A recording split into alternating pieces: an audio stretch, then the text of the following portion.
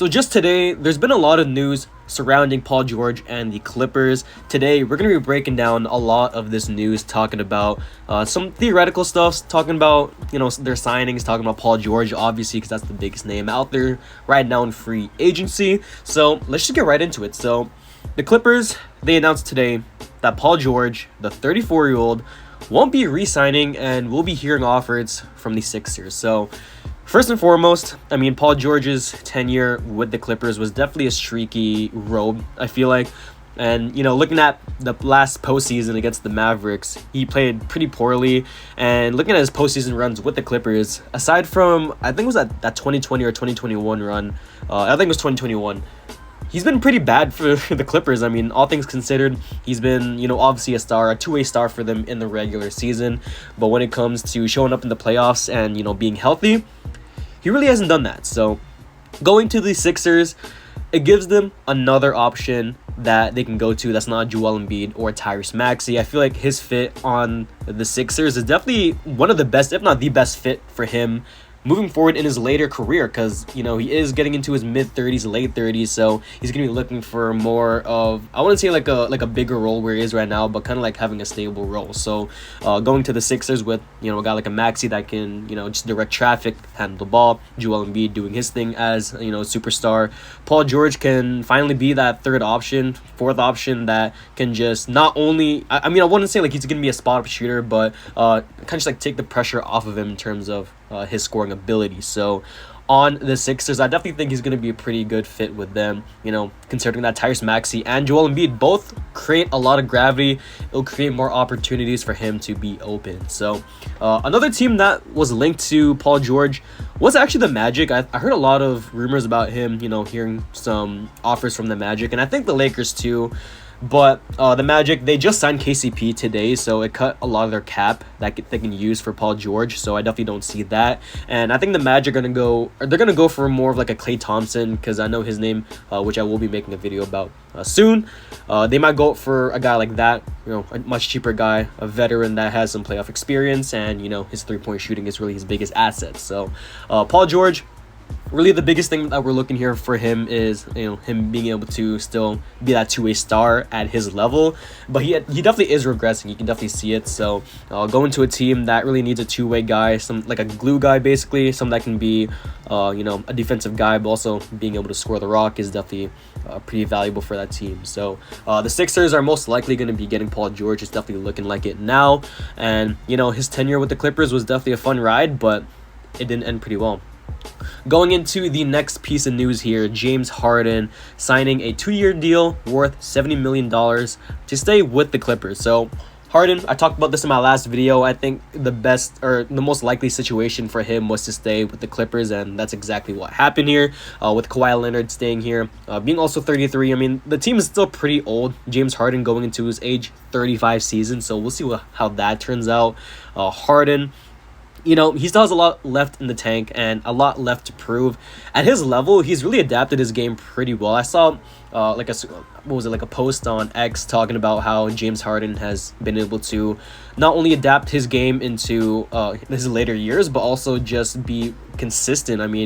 Obviously consistent in more or less like the regular season, not the playoffs per se, but being able to adapt his playmaking and his 3-point shooting in the regular season has definitely helped him a lot. So Harden staying with the Clippers is definitely a good sign, because it means also they can run it back next season with the same squad. Now, this is where things get a bit rocky. If not, the Clippers situation was already rocky enough. Russell Westbrook opts into his player option, but both sides are looking for a trade. So Westbrook off the bench for the Clippers was definitely an experiment for them, and I would say it was definitely hit or miss for him, especially.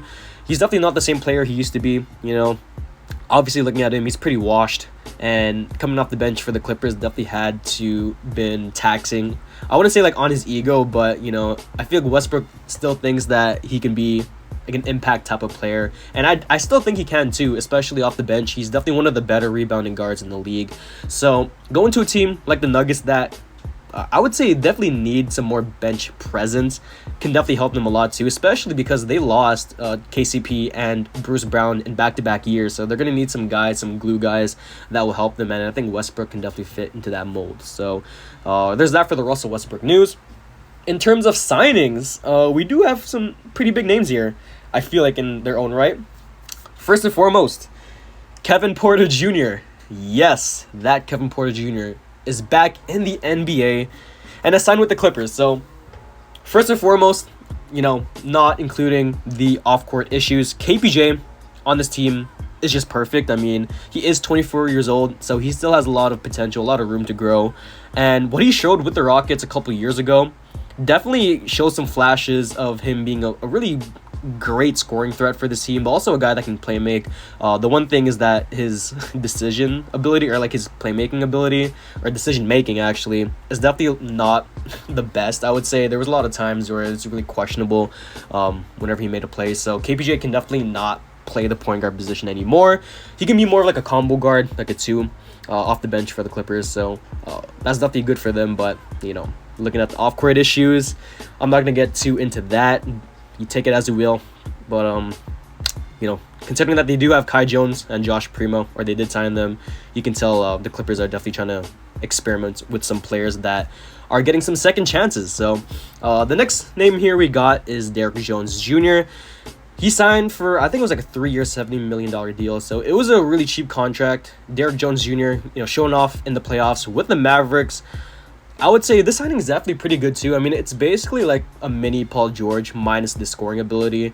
Derrick Jones Jr. being a good, I would say, defensive player, but also a guy that can hit the occasional three. We saw that with the Mavericks in the offseason. I mean, Derrick Jones Jr. has definitely improved his game a lot, especially from last season too. I think his points per game went up. I would say like not a lot, but definitely a lot in its own right. So yeah, KPJ, Derrick Jones Jr., both lefties. James Harden, another lefty. I think that's pretty cool to see. I think the Clippers, with this squad, they can definitely run it back. They do have some... I feel like they do still have some cap. I'm not too sure about that one, but I think the Clippers can definitely run it back with this squad. You guys can let me know what you guys think about this squad. It's definitely, I wouldn't say worse than what they had last season in the postseason, but this team definitely isn't complete. They're going to need some more guys, I feel like. I think a sign and trade with Paul George is definitely still in the play here. I feel like if they can get like a Jonathan Isaac type of guy, someone that can just lock it down on defense, would be a pretty cool addition for this team. So let me guys know what you guys think about the Paul George news, about the Clippers overall. I think their situation right now is definitely in the air because they did trade a lot of assets and a lot of picks for Paul George back with that Shea Gilgeous-Alexander trade. So we'll see what happens with that. But thanks who's watching this late. I appreciate anyone who's watching. We're getting back into the swing of things, and I'll see you guys in the next video.